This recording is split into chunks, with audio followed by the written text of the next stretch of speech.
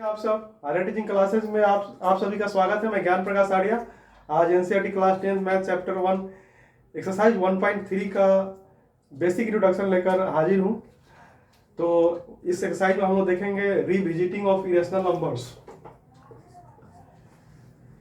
जैसा कि irrational number से हम लोग पहले से वाकिफ है, क्लास 9 में भी इरेशनल नंबर्स के बारे में बेसिक बहुत सारी कंसेप्ट दी हुई थी। उसी को हम लोग आगे यहाँ देखेंगे। यहाँ पे हम लोग देखेंगे कि जो इरेशनल नंबर्स होती है उसको हम लोग कैसे प्रूव कर सकते हैं कि ये इरेशनल नंबर है। तो इन शॉर्ट हम लोग देखते हैं कि इरेशनल नंबर क्या होती है।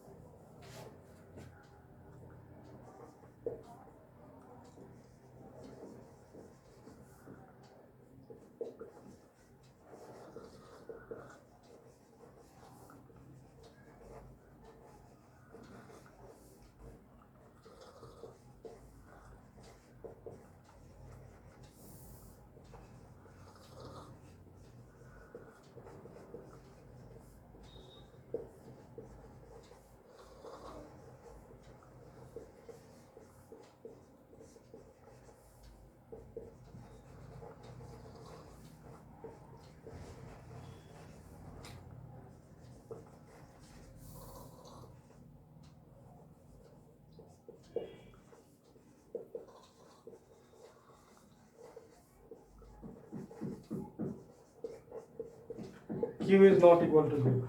तो इरेशनल क्या होती है? Any number S is called irrational number if it can be if it cannot be written in the form of P by Q, where P and Q are positive integers and Q is not equal to 0। अर्थात कोई भी number इस irrational number कहलाएगी कब? Irrational number कहलाएगी जब वो P by Q के फॉर्म में नहीं लिखा जा सके। It can not be written in the form of P by Q, जब वो P by Q के फॉर्म में नहीं लिखा जा सके, where P and Q are positive integers and Q is not equal to 0। इसके बहुत सारे पॉपुलर एग्जांपल्स हम लोग परिचित हैं, जैसे √2, √3, √5, √7, पाई, √3/, √4, etc. These all are the examples of irrational numbers। सभी क्या है? इरेशनल नंबर्स के एग्जांपल हैं। तो ये सभी हम लोग प्रीवियस क्लास में ही पढ़ चुके हैं। हम लोग को यहाँ पे क्लास 10 में यहाँ पे देखना है कि ये रेशनल नंबर जो है how it can be proved it is rational number. हम लोग ये कैसे प्रूव कर सकते हैं कि ये इरेशनल नंबर है, यहाँ पे हम लोग ये देखेंगे। और इसके पहले हम लोग एक थ्योरम देखेंगे, जिस थ्योरम के आधार पे हम लोग इसको प्रूव करेंगे कि कोई भी जो इरेशनल नंबर है वो इरेशनल नंबर कैसे है। तो आइए इसको हम लोग उस थ्योरम को देखते हैं। चाहे तो आप इसको नोट डाउन कर सकते हैं या स्क्रीनशॉट ले सकते हैं। अब हम लोग देखेंगे एक थ्योरम जिसके आधार पे हम लोग प्रूव करेंगे कोई अगर ये √2 इरेशनल नंबर है, √3 irrational number, √5 irrational number, √7 irrational number है, पाई इरेशनल नंबर है और ये √3/√4 इरेशनल नंबर है, तो इसको हम लोग कैसे प्रूव करें कि ये इरेशनल नंबर है।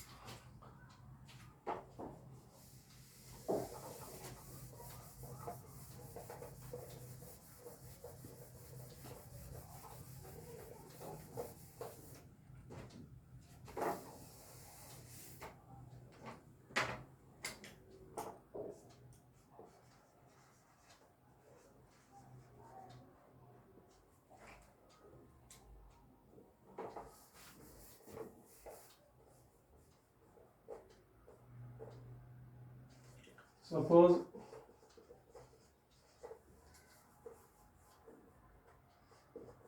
P is a prime number। फिर हम कहते हैं कि सपोज P कोई जो है प्राइम नंबर है और P जो है P divides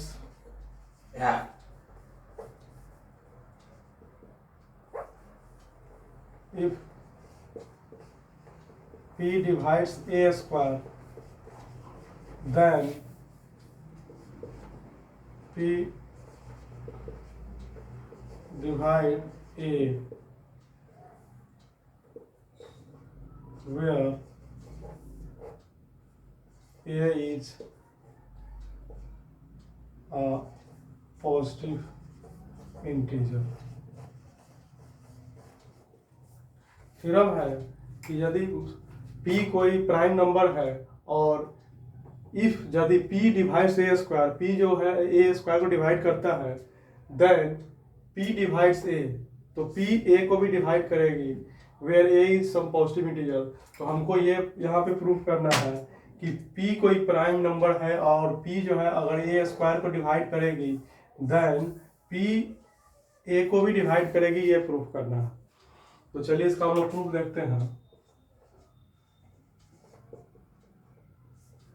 प्रूफ के लिए हम लोग जो है यहाँ पे, चूंकि ये हमने क्या लिया है, सम पॉजिटिव इंटीजर लिया है और p हमारा यहाँ पे प्राइम नंबर है, तो ये कोई पॉजिटिव इंटीजर होगी और वो कोई विशेषकर कंपोजिट नंबर होगी, और तो हम उसका फैक्टराइजेशन, प्राइम फैक्टराइजेशन उसका निकालेंगे। तो हम यहाँ पे ले लेते हैं लेट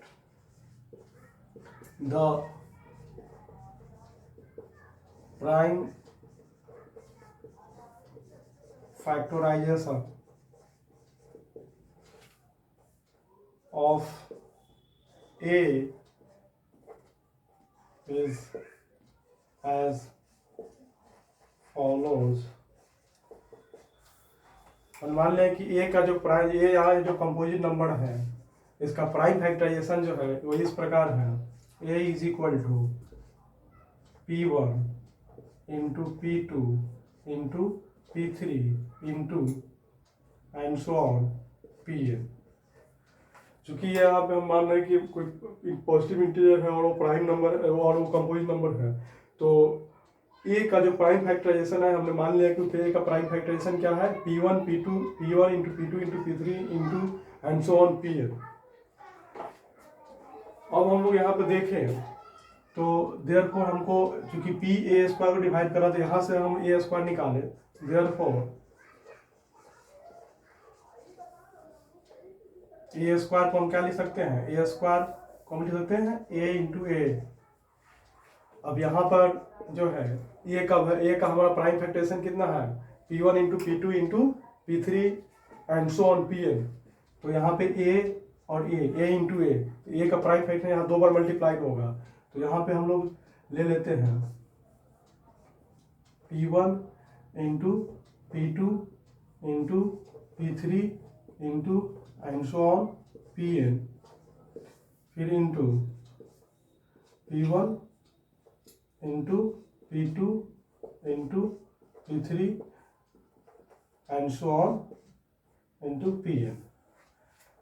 अब यहाँ पर क्या है, डिसिम्प्लाइज क्या हो जाएगी, ए स्क्वायर इज इक्वल टू क्या हो जाएगी, अब यहाँ पे क्या हो जाएगा, मल्टीप्लाई होगा सब आपस में, तो P1 square into P2 square into P3 square into and so on Pn square,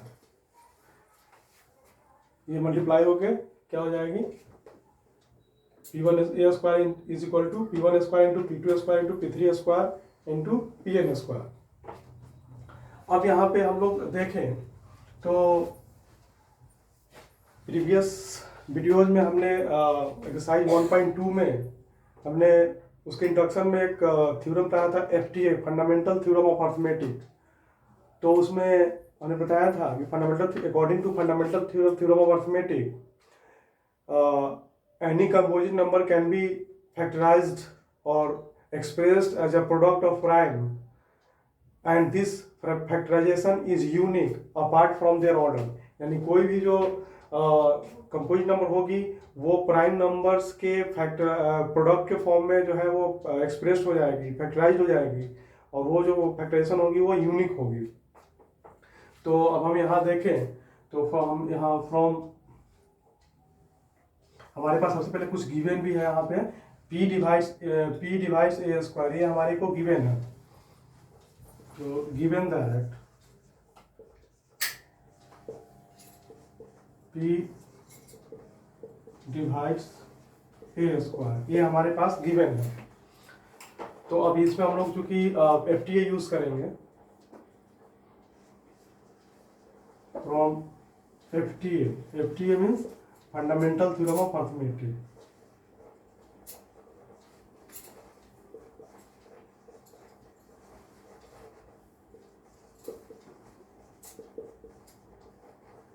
arithmetic, fundamental theorem of arithmetic क्या होगा?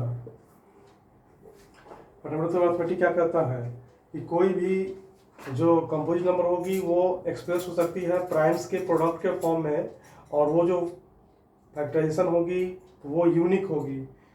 तो यहाँ से सिंस यहाँ पे p जो है डिवाइड हो रहा है ए स्क्वायर का, p जो है ए स्क्वायर को डिवाइड कर रहा है, इसका मतलब p is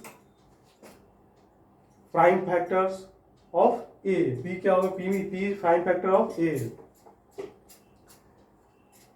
p is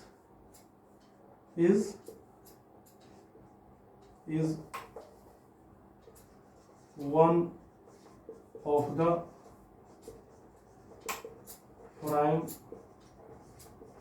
factors of a square.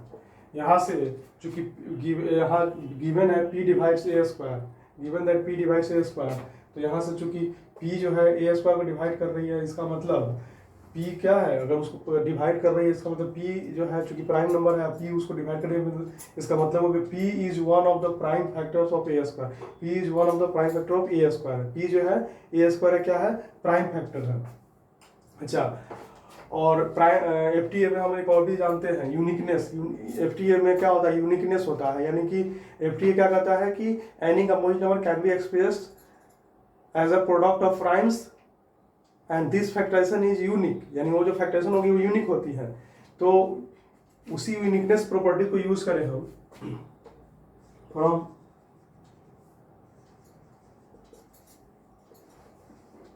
Uniqueness of FTA क्या हो जाएगा? चूंकि यहाँ पर कर रहा है, यहाँ पे ए स्क्वायर में के प्राइम फैक्टराइजेशन में भी P1 P2 P3 आया है, और यहाँ P जो है ए स्क्वायर का भी प्राइम फैक्टर है। तो इसका मतलब ये जो P है वो अलग नहीं हो सकता है, वो इसी में से कोई होगा, क्योंकि किसी भी पार्टिकुलर कंपोजिट नंबर के जो प्राइम फैक्टर्स होते हैं वो यूनिक होते हैं। ऐसा जैसे मान लिया कि 12 एक कंपोजिट नंबर है, और 12 का जो प्राइम फैक्टराइजेशन होगा तो क्या होगा? 2 इंटू 2 इंटू 3। 12 का जो प्राइम फैक्टराइजेशन होगा वो होगा 2 इंटू 2 इंटू 3। अब यहाँ पे जो 12 के प्राइम फैक्टराइजेशन में जो 2 2 3 ये आ रहा है, इसके प्राइम फैक्टराइजेशन में दूसरा कुछ नहीं आ सकता है। तो उसी तरीके से यहाँ पे हम देख रहे हैं कि ए स्क्वायर के जो प्राइम फैक्टराइजेशन में जो हम लोग निकाल रहे हैं, तो वहाँ पे P1 P2 P3 and so on Pn आ रहा है। यहाँ पे ये P1 P2 P3 क्या हो सकता है? नेसेसरली क्या हो सकता है? यहाँ पे हम लिख सकते हैं कि P1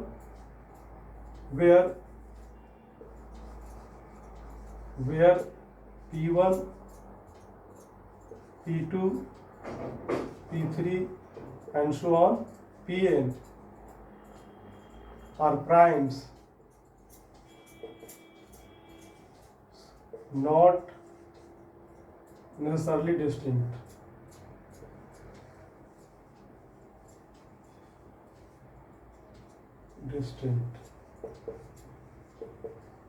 ये इसलिए कि ये जो प्राइम ए का जो prime factorization P1 into P2 into P3 into Pn आया है, उसमें हो सकता है कि ये जो कोई प्राइम नंबर सेम हो। जैसे हम 12 के प्राइम फैक्टराइजेशन में क्या है? 2 यहाँ पर 2 बार आया है, सेम है, 2 टाइम्स आया, सेम नंबर 2 टाइम्स आया है, 3 आया। तो इसके प्राइम फैक्टराइजेशन में हो सकता है कि कुछ नंबर सेम हो। तो वहीं पे यहाँ पे क्या होगा कि P1 P2 P3 and Pn are primes not necessary distinct. Primes हैं और कोई जरूरी नहीं कि सब अलग अलग हो सकते हैं कुछ उसमें सेम हो। तो अब यहाँ से FTA से हमारा एक तरफ आ रहा है कि ए स्क्वायर के जो प्राइम फैक्टराइजेशन आ रहे हैं P1 P2 P3 P1 into P2 into P1 का स्क्वायर P2 का स्क्वायर P3 का स्क्वायर एंड Pn का स्क्वायर। तो ये P1 का स्क्वायर इंटू P2 का स्क्वायर इंटू P3 का स्क्वायर इंटू Pn का स्क्वायर, यानी कि इसमें क्या है P1 into P1 P2 P3 and Pn है। और यहाँ पे चूंकि गिवन है P डिवाइड से A स्क्वायर, तो यहाँ से P भी जो है क्या है, P भी इसका A स्क्वायर का एक प्राइम फैक्टर है, P भी A स्क्वायर का एक प्राइम फैक्टर है, और यहाँ पे P1 P2 भी उसका प्राइम फैक्टर हो गया। तो इस हिसाब से हम क्या कर सकते हैं कि फ्रॉम यूनिकनेस ऑफ FTA क्या कर सकते हैं कि P is a prime, P is a prime which is one of P1 P2 P3 and so on Pn। P जो है एक प्राइम है जो कि क्या है, इसी में से कोई होगा, इसी में से कोई P होगा, क्योंकि P A स्क्वायर का प्राइम फैक्टरेशन आ रहा है और P1 P2 P3 भी उसका A स्क्वायर का प्राइम फैक्टरेशन में आ रहा है। इसका मतलब कि P जो है उस A स्क्वायर के प्राइम फैक्टरेशन में है, यानी इसी में से कोई होगा, P जो है इसी में से कोई होगा। अर्थात हम यहाँ पे कह सकते हैं कि यहाँ पे P क्या है, इसी में से कोई जो प्राइम नंबर है वो P है। तो यहाँ पे हमारे पास, और हमने यहाँ पे पहला जो लिया हुआ है कि A का भी जो है प्राइम फैक्टर क्या है, P1 P2 and so on Pn है। सिंस यहाँ पे A का भी जो है प्राइम फैक्टर क्या है, P1 into P2 into P3 and so on Pn है। अब A के भी प्राइम फैक्टरेशन में वही फैक्टर्स हैं जो A स्क्वायर के प्राइम फैक्टरेशन में है। यहाँ A square is equal to P1 into P2 into P3 into Pn square. A में भी ये हमने लिया हुआ है P1 into P2 into P3 into Pn। तो और इसी P1 P2 P3 में P है। इसका मतलब क्या हो गया, इसका मतलब क्या होगा कि P divides P is one of them, क्योंकि P इसी में से कोई है। अब ये जो प्राइम फैक्टर्स है, ये प्राइम फैक्टर्स इस A को डिवाइड करेंगे क्योंकि इसके प्राइम फैक्टर्स हैं। तो अब ये और इसी में से P भी कोई है, तो P क्या करेगा, इस A को डिवाइड करेगा। Hence P divides A, P divides A। Then हम क्या कर सकते हैं, ऊपर में क्वेश्चन क्या था कि P divides A square, then क्या हो जाएगा, देन P क्या करेगा, A को भी डिवाइड करेगा, P डिवाइड A। अगर P जो प्राइम नंबर है अगर A स्क्वायर को डिवाइड करता है तो P क्या करेगा, A को भी डिवाइड करेगा।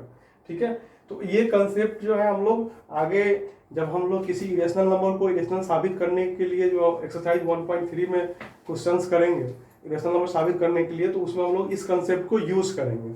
ठीक है, तो आई होप ये आपको समझ में आ गया होगा। तो मिलते हैं अगले वीडियोज में एक्सरसाइज 1.3 के कुछ क्वेश्चंस के साथ। धन्यवाद।